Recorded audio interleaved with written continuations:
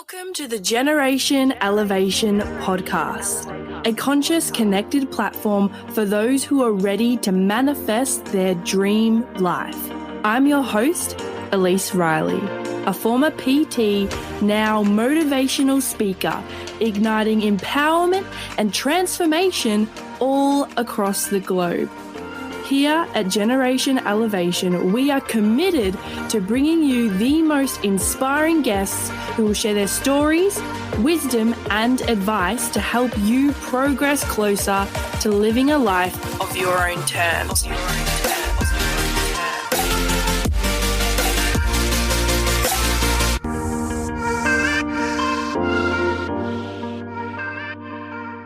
So if you have been listening to my show for the past year, you would have heard me speak of a story where I was wandering in Hyde Park on a beautiful day, listening to some binaural beats, and I come across this giant tree.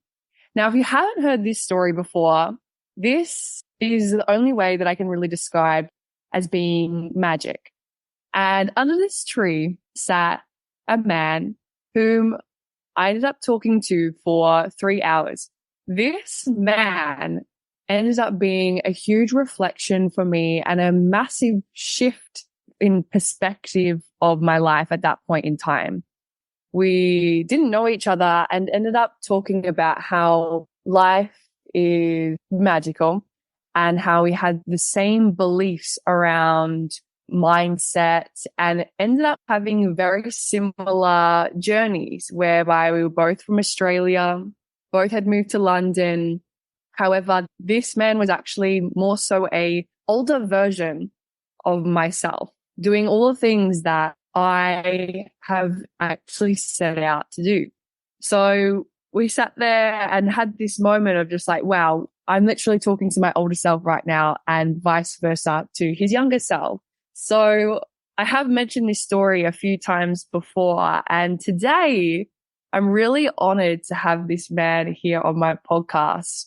Now, his name is Paul, and his mission is to educate people on how we affect the world through our thoughts, our words, our actions, and how to develop a strategy so you can rediscover your roots in coherence with your true nature.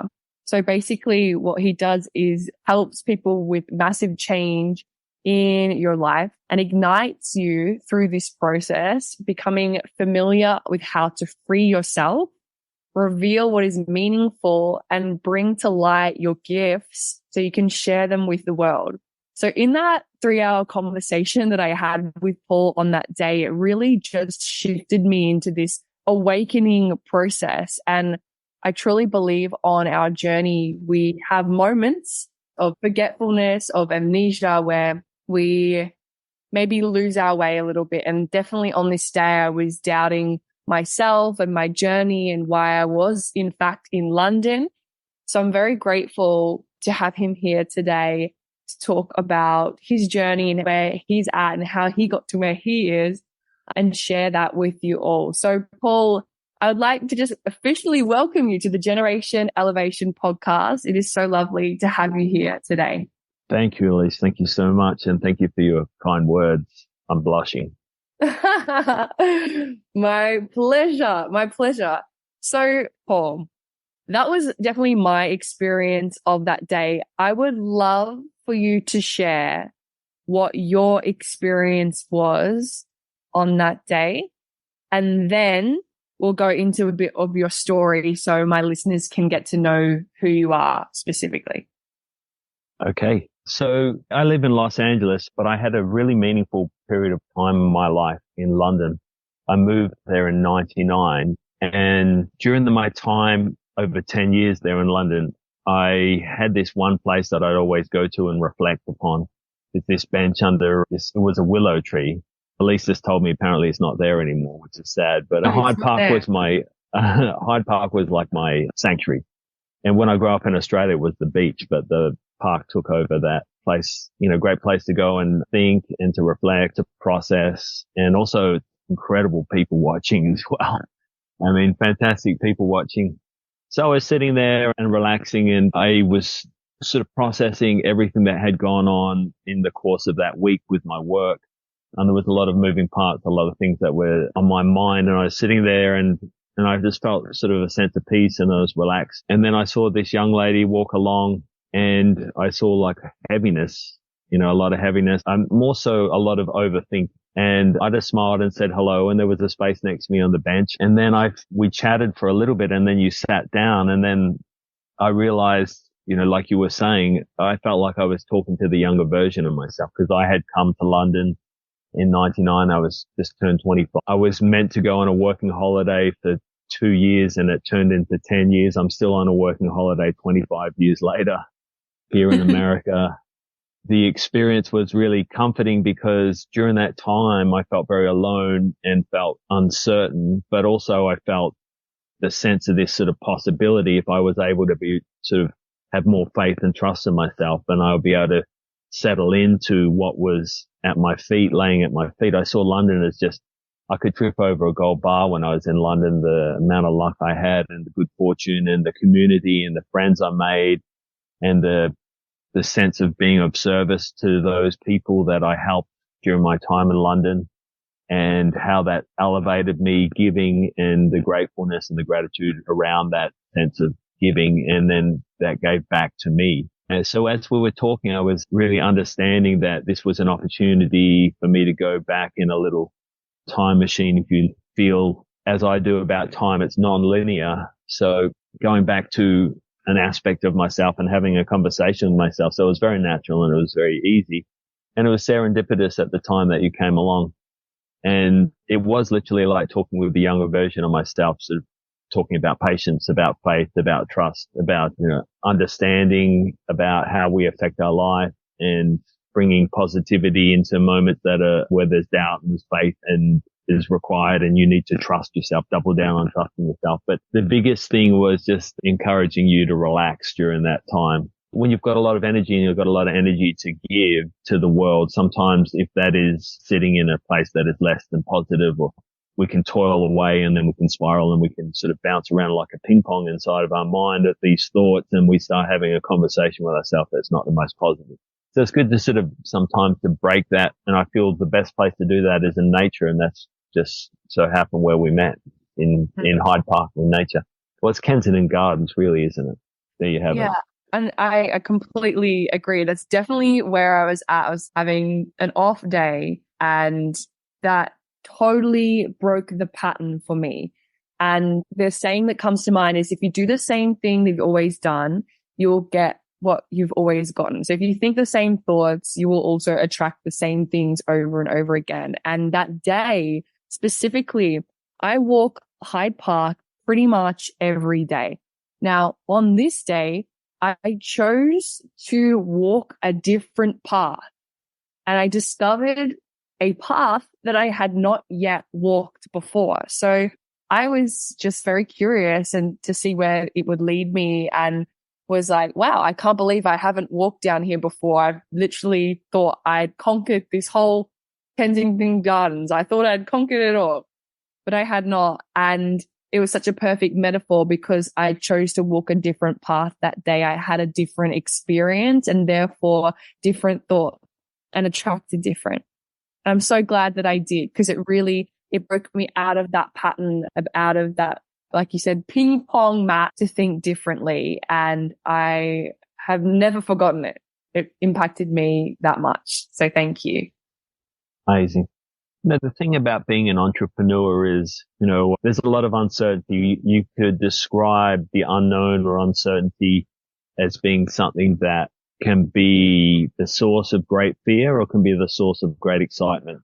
It can be the source of pessimism, and it can be the source of optimism, depending on how your influences in your life, your culture, your family, your friends, the circumstances and the events of your life all culminated in one moment that you are in this moment. It depends how you're orientated towards it. And if you're orientated towards that moment as being something to be fearful of, like, are you running away from something that you don't want, or are you moving towards what is your purpose, your gift, your passion, the path of your heart? So in those moments, reorientating yourself, what am I going towards and what am I going away from is a really simple tool that is helpful. And I wish I had that real clear and simple advice when I was younger, because there's a lot of times that I was running away from these ideas that were imprinted sort of deep within the subconscious that were somewhat sabotaging or negative or heavy, and they're not myself, and they were never myself. And they're voices from people that were sitting on the ledge of judgment or fear or limitation, and that's not my true nature. So it's really good to disentangle yourself from those moments and shake them clean and clear. And one of the great ways to do that is being in nature, or, as above, so below. So when you change your external environment, it promotes an opportunity for your internal environment to change, and vice versa. When you're shifted internally, then the universe responds back to you in that fashion. So sitting there that moment and witnessing you and seeing, it was very obvious that you're a go-getter and very ambitious and powerful, but also incredibly talented. But one of the things that struck me is you're just a good person, at least pure, and your intention is clear to help people.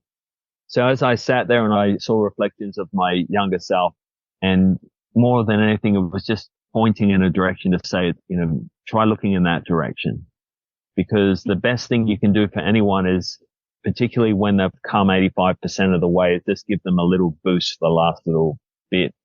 It's very difficult when someone is very heavy and very stuck and they're really self-sabotaging and they're wanting to drown themselves. It's very difficult to shake someone out of that, and you have to move them from places of guilt and shame and remorse and apathy and regret and all these heavy places into accepting and allowing. And for you, it was very easy because it was just a little bit of like forgetfulness. We all suffer from forgetfulness or confusion about circumstances, particularly when maybe we have a little string of events that test us.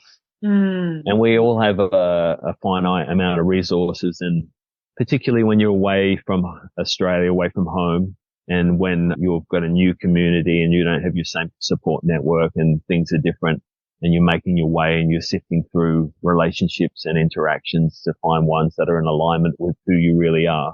It takes a will, a strength to stay on your path, and it is foolish to believe that you're not going to have moments of doubt. So remembering your true nature, remembering who you are, awakening from moments of forgetfulness, which we all suffer from, doubling down on trusting yourself and relaxing, having faith and trust in yourself to use your instincts, your gut, your intuition, your heart, checking in with that if it's in alignment with your internal compass, with your North Star, with that center point inside of you. Are you balanced, and does it feel good? So using all those resources that we're maybe losing touch with, intuition, gut feeling, instinct, and just watching your life, and your life will show you and teach you if there's a door that's really difficult to open. Try and open an easier door. You don't have to kick it down. If something doesn't work, maybe it's not the right time, or maybe it's not meant to be, but don't be obsessed or attached to the outcome. A lot of people focus on decisions and choices, and I really was decision and choice focused when I was younger, but I feel as though it was the experience that lied on the other side of those decisions and choices that really had the meat on the bones for me, had the teaching, had the juicy stuff, the stuff that was really gave me opportunities to be tested and to be challenged, and for me to interact with that experience and learn and grow, or come to the same outcome, like you said, and then have a chance to redo it again. So it's like that turn of the wheels, like whatever is provided in front of us, it's not so much the choice and decision, it's the experience that you could describe as our soul or our inner higher self, the aspects of ourself that is our true nature that is seeking to experience and to learn from. And through that understanding, that makes things a little bit easier. So going back to the original idea, are we going towards something or going away from something? Are we using our instincts, our resources, our internal resources? Are we focused on what other people are doing, what other people are saying, or the directions that other people are trending in? Or are we centered in our true nature and ourself? Do we understand ourselves? Do we know ourselves? So all these things become a lot more familiar over periods of time of just really attempting to do hard things. And I see you attempting to do something very difficult and hard, is establish yourself in a foreign country, to build a business, to engage in people that has a result which is timeless, priceless, expansive. The idea of freedom sometimes is difficult to grasp, but what you're encouraging people to engage with is very good, but it's an experience and it's hard to sell something that's not tangible. It's hard to sell an experience. So everything that you're doing is very hard, but at the same time, it's incredibly meaningful and worthy. And even if you just help one person in your lifetime, that is a meaningful life. You're attempting to help as many people that are available for help. And that's a beautiful thing. And I endorse that. And when I had an opportunity to put a little bit of my energy behind that and be supportive and encouraging, it feels really good. So if I can help you help people, then I'm fitting in alignment with my dream, my vision, the purpose that I'm here to express. So there you have it. Thank you. That's so beautiful. I got emotional a bit then. Thank you. So for my listeners that have no idea who you are, they just know you as some guy I met under a tree in Hyde Park, right? Yes. So you traveled to London from Australia back in 99, like you said, and you originally were a personal trainer, yes, and then you moved into the like mindset shamanism space. So I'd love to hear what, like, I guess your journey has been in transitioning to that, the achievements that you've had, the challenges, the things that you've learned. I'd really love for you to share that experience for you. Okay. So in 99, I had left Australia. I went on a working holiday to the UK, to London. My first original career, I was a manufacturing chemist. So I worked for Big Pharma. Wow. And I always had the intention, or I wanted to help people. And my family's background was in medicine. So that's something that was my first sort of instinct. And when I was in that career and that job, I just felt stagnant and stale. And I really wanted to help people using some more one-on-one interpersonally and have more of an influence with them and to give them some form of sort of inspiration for them to go and help themselves. So when I was going to the UK, I wasn't able to do that career as a manufacturing chemist on that visa at that time. It was a 2-year working visa. So I studied for a couple of years before I left Australia and got human movement kinesiology, anatomy, physiology sort of degree. And then when I came to London, I started doing personal training and I was doing it part time in Australia before I left, but then I really just came alive and everything seemed to click. And I was in Notting Hill or in Bayswater. And at that time, that was a really sort of a hot spot and there was a lot of incredible people. It was a real melting pot, that area. So in the gym that I was working at, there was always someone very interesting, someone that I'd never been exposed to. Perth is the most isolated major city in the world. And at that time, there was only, 1.4, I think, million people living there. And I had very limited experience with international sort of people. So it was such a melting pot for me, being exposed to so many different cultures, so many different aspects of creativity, actors, musicians, artists, people that were international, that had exposure to so many different cultures. And that melting pot really influenced me to start to learn more about the world and about culture and about people and how people do things differently and how they approach things. And there's sort of like a culmination at the same time. I was on this path of helping people with their well-being and through exercise and nutrition and motivation. And this culmination came together. I got a C in English and I typed with these two fingers, and I got a phone call one day to say, will you write a page for the Sunday Times on health and fitness? And they had that was before really social media. They had 4.6 million readers. And I just said yes. I said yes to everything. So I was writing these articles with my two fingers and I was sending them to my mother in Australia to edit. And then I was sending them back to the Sunday Times. And, I was working on films with actors. I made a game with Sony PlayStation and Nike about health and fitness and exercise movement. I was on Sky News. My career was really just took off out of nowhere, totally unexpected, but I was just very open and very positive, and I just said yes to everything. And as I was writing those articles in the Sunday Times, I was writing 1,000 words every week. I really was yearning to start to write about more esoteric sort of spiritual or cultural differences in the way people approach well-being and health. I started writing about Ayurvedic medicine. I started writing about Chinese medicine, started writing about different indigenous cultures and the way they approach well-being in the world, their psychology, their ideas. And I was traveling, I think I was in South America it was about 2001. And I came across a shaman, and she was studying with a PhD out of Berkeley. And then he had a curriculum, a 4-year curriculum. So I did that curriculum because I was so fascinated about how different cultures approach well-being and psychology and their spirituality as well. And it was all tied up in nature. Shamanic practice is very nature oriented, which I love nature baths or being in nature. And I find so much wisdom and healing and understanding about the world and about this life through nature. So Dr. Alberto Vialdo, I did his curriculum. It was incredible. At the same time, I started to really go deep into Qigong, and I was studying with a Qigong master in Koh Samui in Thailand. So I was going to Thailand doing retreats with him a lot. I was coming to America to do the workshops with the shamanism, and this the whole time I was sort of also exploring health and fitness, and the idea of well-being was really coming a lot more sort of prominent.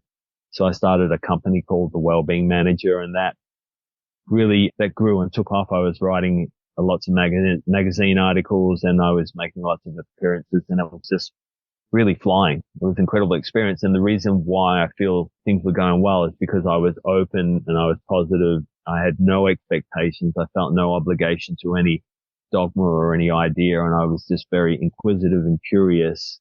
And in general, I was very happy. It was a very happy time in my life.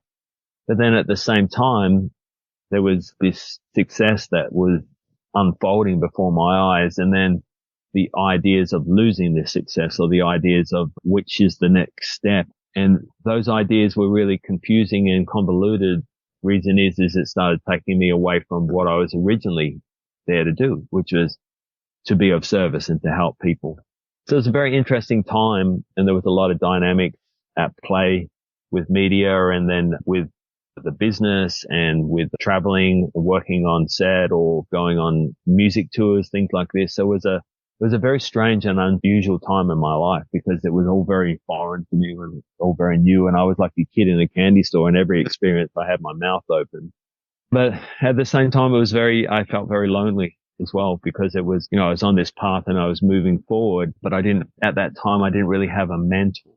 So I had completed the 4-year curriculum, and we finished in the Amazon, and we went to the Amazon for 10 days, and I did ayahuasca ceremony before it was cool, before it was known, with a traditional ayahuasquero on the banks of the River Madre, which is a tributary that runs off the Amazon River, in an eco lodge. And that was very powerful and meaningful to me. And even to this day, that 10-day experience is still unfolding. And I've never done ayahuasca since 2004 it was. And then I did 3 weeks in the Andes, and I went with the Quechua medicine men and women, and they came down from the high altitude in the Andes in the 80s when they were given the message that they need to share this teaching with the West, and the Western shamans were going to be the next sort of tradition that was going to help humanity.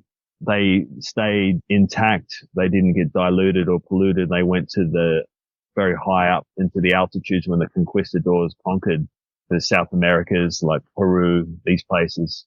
So during the course of that experience, then I was just really open to different sort of spiritual experiences and learning about indigenous cultures and these kind of things. So it's very powerful. Yeah. Wow. I love this so much because I'm pretty sure on my show, I haven't had really anyone speak on shamanism before.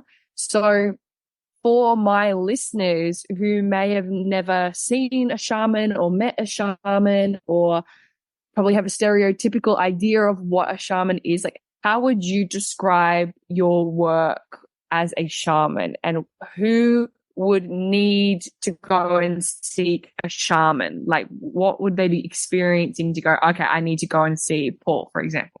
So I studied also Gnostic shamanism, which is shamanism in more knowing oneself.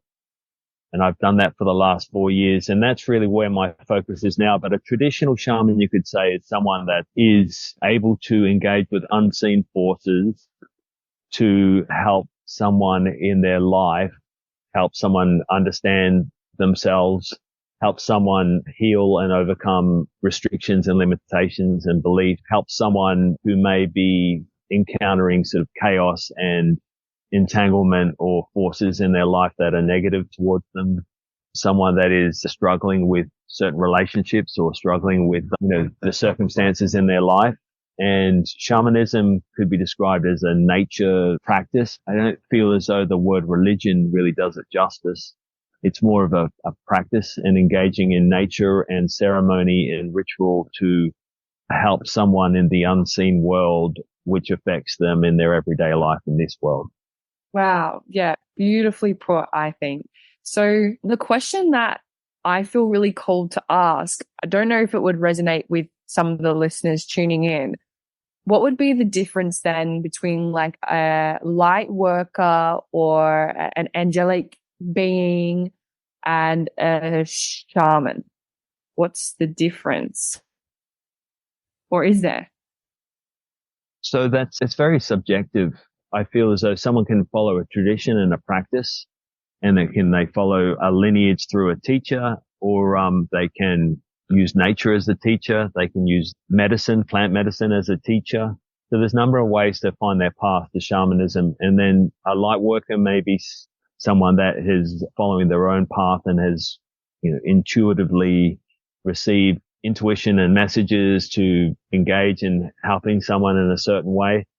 I feel as though light worker may sort of cover a lot of territory, and shamanism may be a little bit more sort of specific based on either a lineage, studying with a teacher, which has been handed down for many generations of teachers, or it could be, like we're talking about, if it was a plant medicine sort of teacher, they may just learn from the plant medicine.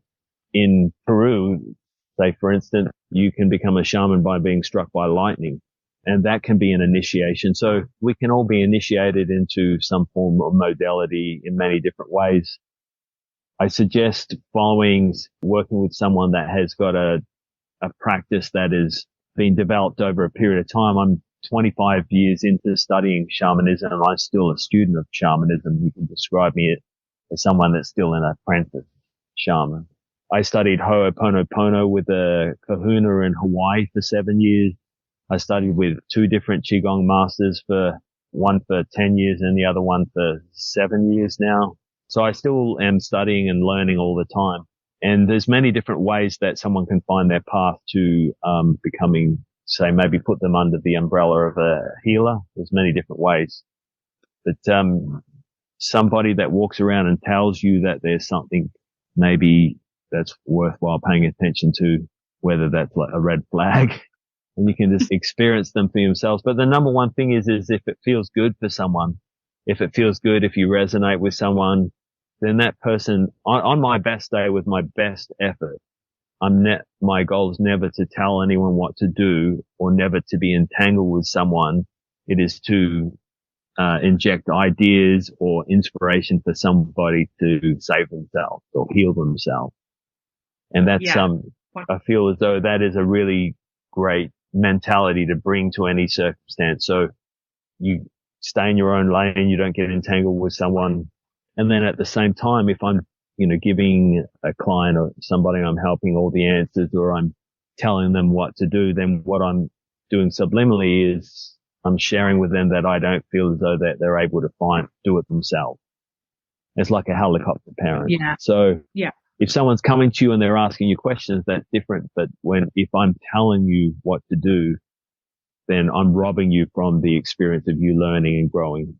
Yeah. And I also believe, like, what's coming to mind is, for example, social media, people that are influencing online, telling people this is what you need to do to be successful. This is what you need to do. Right.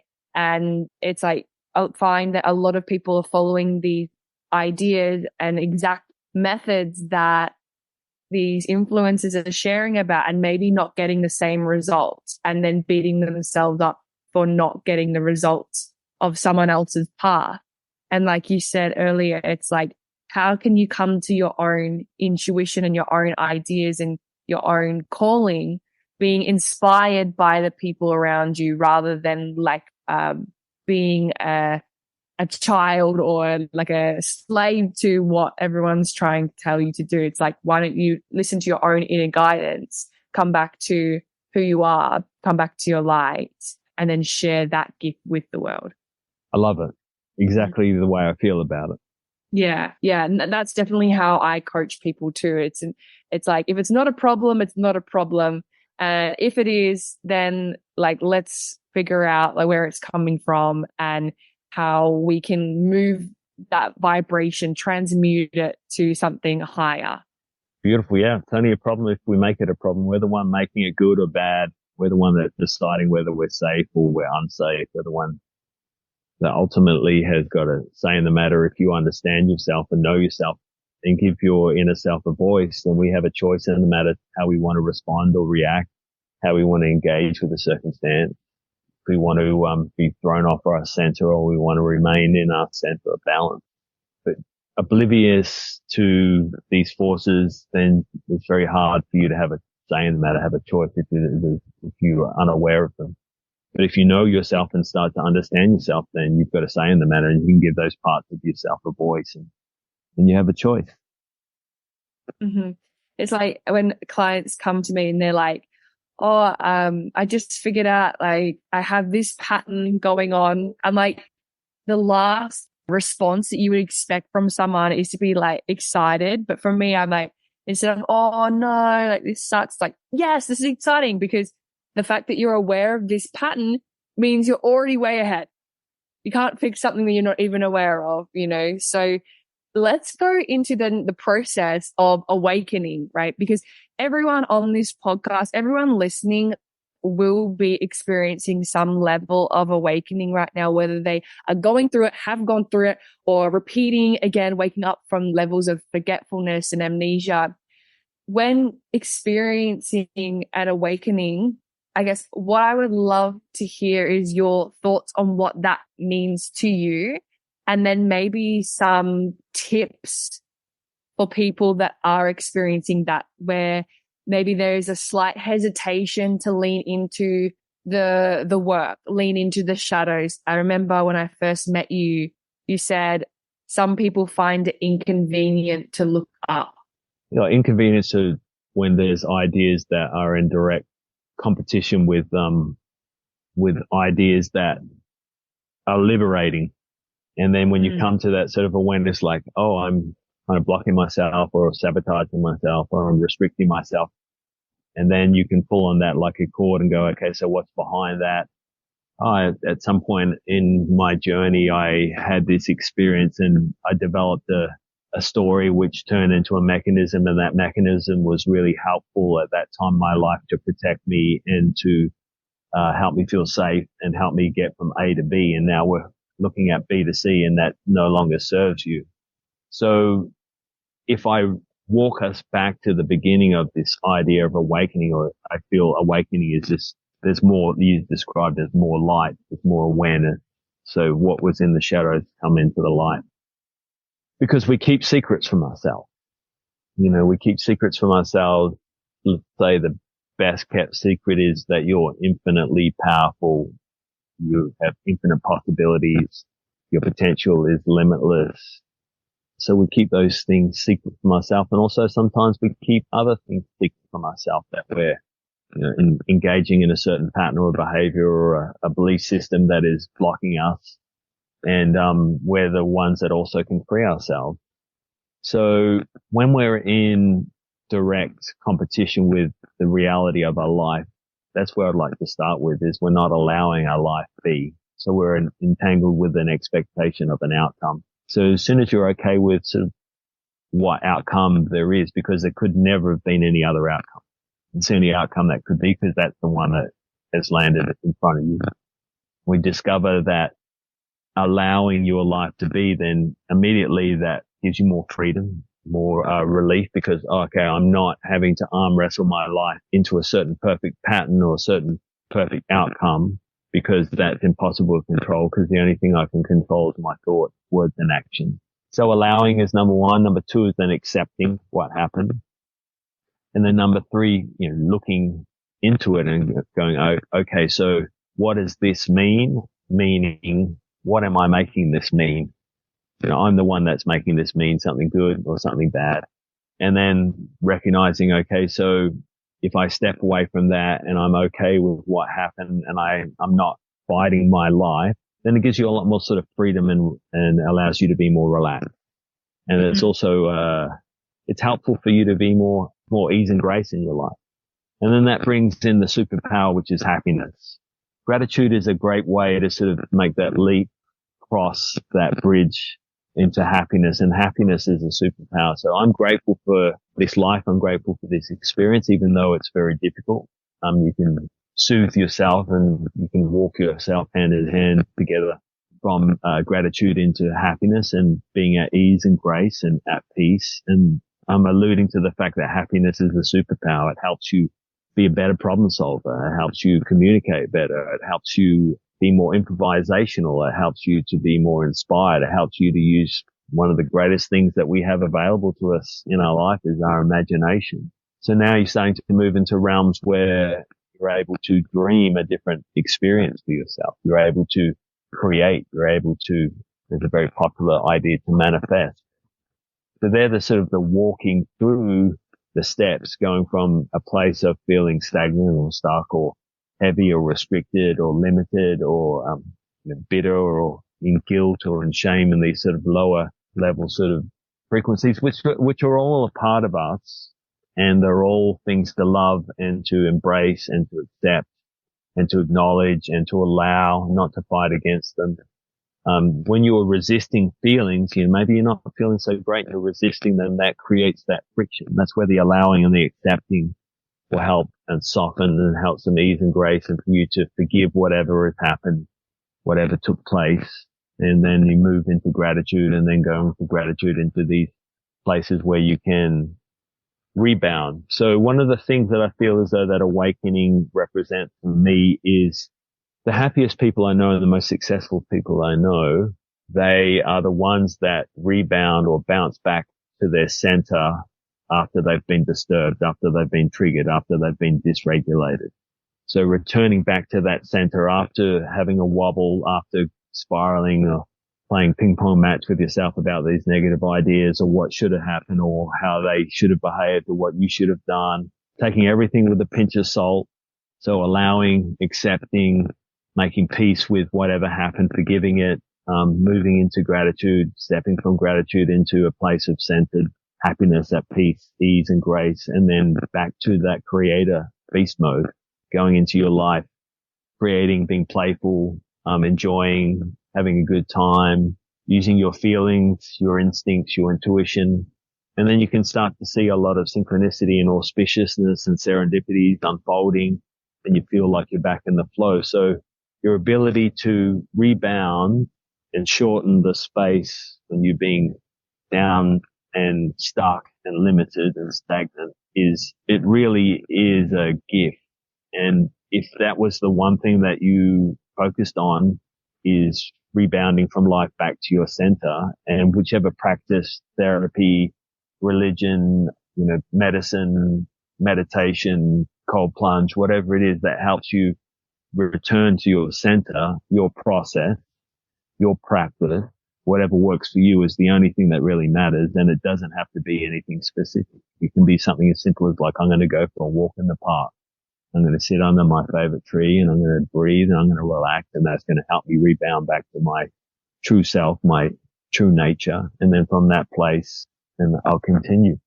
Yeah, it's so beautiful. And that's definitely like some of the practices for me that I find return me back to center is like the gym, is nature, meditation.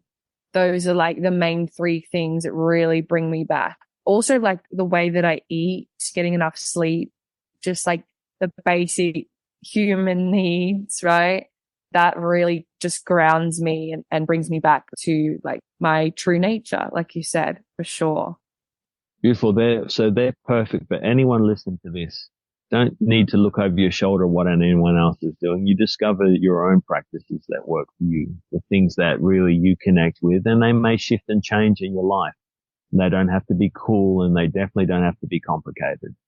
But if they work for you, that's the only thing that matters. And if they help you return home or come home to yourself, and you feel at peace and ease and grace, and from that place, it's like watching the sunrise. Maybe yesterday when you watched the sunrise, it was a bit shady and you just picked up your camp, and now you're on a different place on the mountain and you're watching the same sunrise as yesterday, but you're from a different place, a different perspective.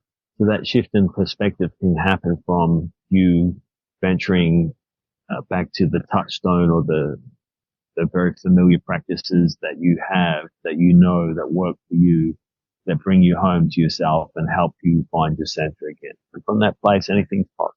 Yeah, it's so beautiful. And Paul, I just have a few last questions, like especially with this phase of like coming to acceptance of feeling, right? I've heard many stories of people that are high performers, go, go, go. Either they're in business, they're in professional sport, where they're constantly getting things done. They're always busy and don't feel like they don't have the time to go back and do the work on themselves. That maybe that their pain from their past has always been a motivator, that they train because they want to prove a point, or they want to win to please somebody else, or they want to keep working because they fear what happened in their past. So I guess I'd love to hear your perspective of moving forward from pain or moving forward to pleasure. Does that make sense?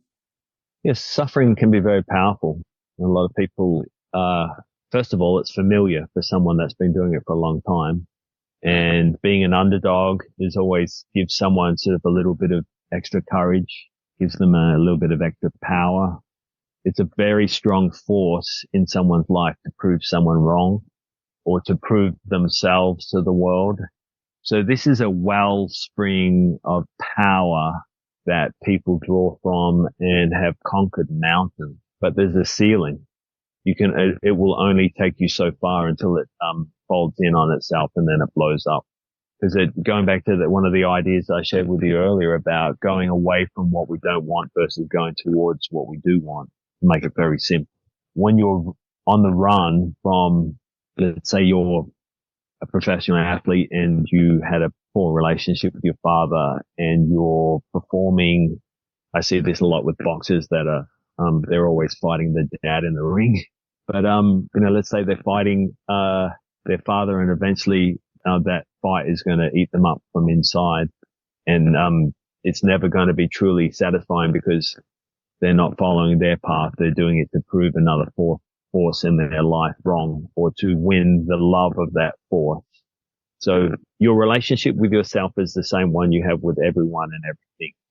So when you can discover that relationship with yourself and cultivate it and nurture it and give it time, so through understanding and allowing, giving it a voice, then you can start to discover a greater source of power that is limitless.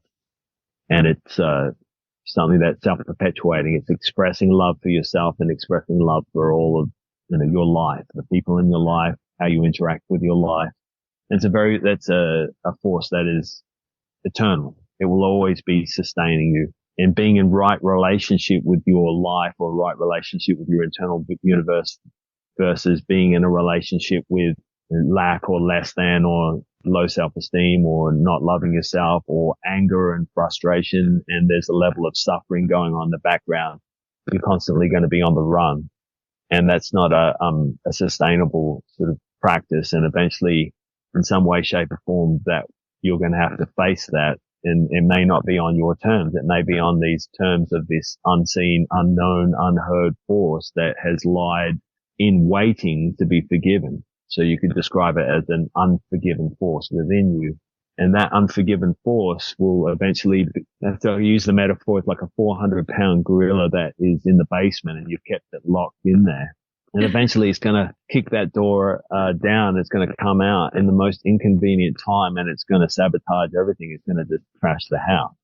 And there's another way to do it. There's another way that you could experience it is when you walk down to the basement, unlock that door, maybe dress up the gorilla so it's not scary, put a tutu on and put some lipstick on and call her Wendy and invite her to come and sit on your knee and tell you all about it.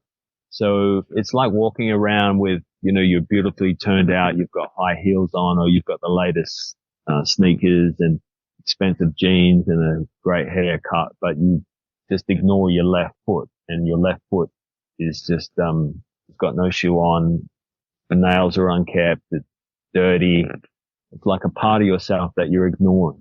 It's a part of yourself that you're rejecting. It's a part of yourself that you don't want to know about because it's highly inconvenient. It's controversial. It goes against a lot of the current regime of belief systems, and it's hurtful. It's painful. It's a source of suffering. It's a source of unhappiness. So embracing that part of yourself and accepting that part of yourself will help you move forward into being in what I describe as being in coherence with yourself. Everything in alignment. So when I'm moving through whatever experience, everything's coming with me, and all of it's forgiven, all of it's accepted, all of it's loved, all of it's allowed, all of it's embraced, all of it has a say in the matter. Even the stuff that I would like to hide from the world so I can continue to look perfect, to look good. All those aspects are actually the source of your power, and I call it beautifully broken open. So those aspects of yourself, when you're revealing to the world, they're the most attractive parts of ourselves. So when we're hiding away from aspects of ourselves, it's sort of turning our back on some untapped resources, some untapped energy that can help us in our life. And one of the best ways to connect with someone else is to be vulnerable and to expose yourself in a fashion that is very human, and it allows humility to take place. And that's a beautiful source of connection. And it's that part of ourselves that maybe we've been trying desperately to hide or to turn away from because it's too painful to engage with. So when we have a relationship with that, we can start to discover we can have a deeper and a different relationship with the world in our life. So our thoughts, words, and deeds are the only things that we can control. If we're making them loving and accepting and positive, and there's surrender and acceptance and allowing, and there's ease and grace and love, all these things, then that's good. These are good characteristics to engage with yourself to start with. Like I said, your relationship with yourself is the same one you have with everyone and everything. When is the right time to take the lid off?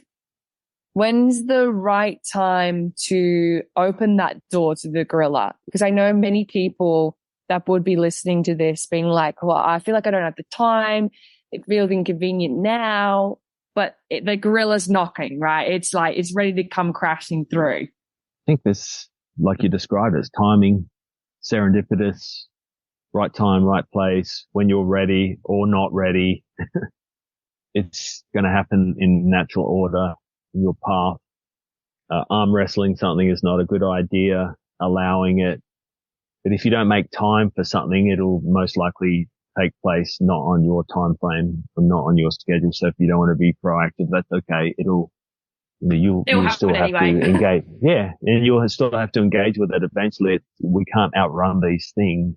And, there's a number of ways that we can distract ourselves from it, through material things, possessions, through, distracting ourselves through entertainment experiences or drugs, or, making a plant medicine an idol, and we're going to go down that cul-de-sac and it's a dead end, but we're going to follow it, or making a guru or, like a teacher an idol, or following a certain path that is, we're going to project, or we're going to transfix on that rather than looking inwards and to discover these parts of ourselves and to be curious and to be inquisitive and ask more questions, tell me more. So when someone builds their relationship with themselves through their own practices that works with them or for them, then that will start to open things up. And I'm not saying that there's not people out there, or plant medicine or religion or, practices or therapies that are not beneficial, not at all. But if people are using them as tools, and this is the number one ingredient in this whole idea that what you and I are talking about is taking responsibility. Yeah. So when we take responsibility for saving ourselves, loving ourselves, appreciate ourselves, accepting ourselves, and from that place we can be that for ourselves, and then we may be able to build resources to then be that for the world around us, or people will be inspired just by seeing us being that for ourselves. And if we've got a little bit of extra left over, some people may experience that, and that might be enough to inspire them to do that for themselves. So tell me about the work that you're now doing in LA. So for those that are listening, they're like, all right, I'm ready. I want to do something. Like, what currently are you doing at the moment over in the States? So I have workshops that I do in different spas and retreat centers, these type of places that I'll do an evening. I have a retreat center myself. I have 40 acres that is off the grid near Joshua Tree in the high desert that I take people for private retreats, one-on-one, or sometimes I take 2 or 3 people maximum. And I'm doing one-on-one with clients all over the world on the phone with the different various platforms, whether it's Zoom or FaceTime. And then I see people in person here in LA, and sometimes people fly me to different parts of the world to engage with them. Every now and then I work with companies and organizations that want to bring a sort of a deeper anchor of spiritual, mental, emotional sort of coherence, bring more power into their organization and more emotional intelligence, these kind of ideas. So that's how I'm working at the moment. Beautiful. Just like I said at the start of this, like, I remember when you were telling me the things that you're doing now and what you have done as well in London. I'm so inspired by you, and just shows me like what you've achieved. It's like, I know meeting you that day, like, you're just my mirror, and all of that is coming for me in my own kind of way. And yeah, it's exciting for me to hear what you're doing. So I'm like, oh, that's so cool. I just think you're so cool. Elise, anything is available to you, and anyone listening to this. Your infinite possibilities, prosperity and love, and complete limitless bountiful prosperity and love.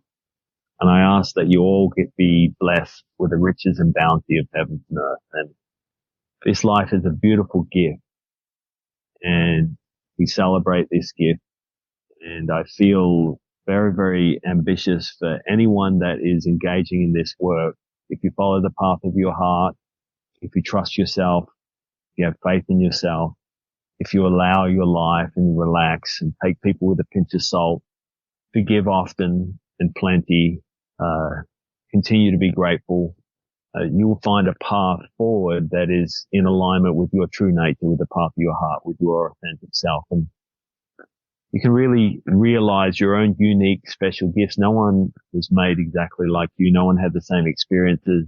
No one is like you. So you can express your authentic, unique expression of yourself using creativity and imagination in the world, and touch it in a positive way, and see if we can all continue to do that, and cumulatively or collectively for us to do some good things in the world and share that with the world. So beautiful. And what I would love to do, Paul, if it's okay with you, is if we could finish on a prayer guided by you, tuned into like what you believe the collective, everyone listening to this episode right now needs to hear at any point in time. That they could be listening in the future, years from now. I'd love for you to share just a prayer for everyone, and for everyone to listen. If you can, like, close your eyes, get comfortable, be still, because yeah, Paul, I think you do this so magically. Okay. The divine ray, infinite creator consciousness, the immovable mover, the one that has many names but is the unnameable one. I ask for you to be with us here in this moment.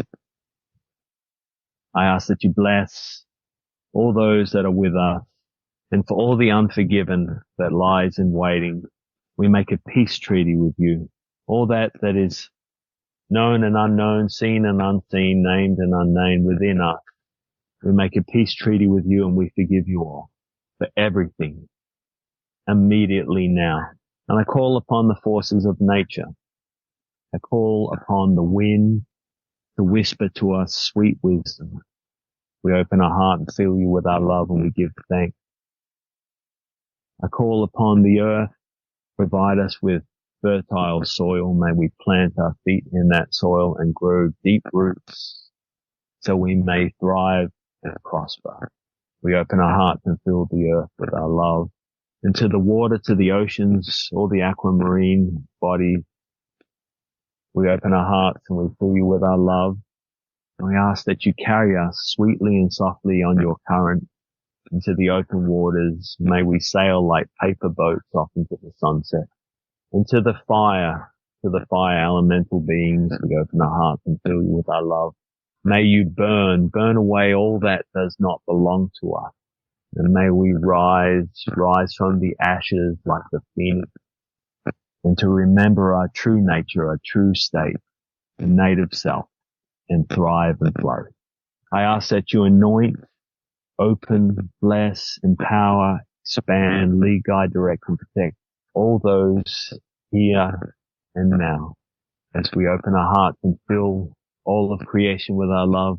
We celebrate this life and all life as it is a gift now and forever. Please and thank you, please and thank you, please and thank you. Wow. Thank you so much, Paul. It's been an absolute pleasure to have you on show today. Very grateful. You're welcome. You're welcome. Keep doing what you're doing, Elise. It's magic. Thank you. Thank you, everyone, for listening. Thank you. Bye-bye. Thank you for being a part of the Generation Elevation community. If you enjoyed today's episode, make sure to leave a 5-star rating, written review, share, and tag me on Instagram at elise.riley. Until next time, keep loving, keep learning, and keep rising.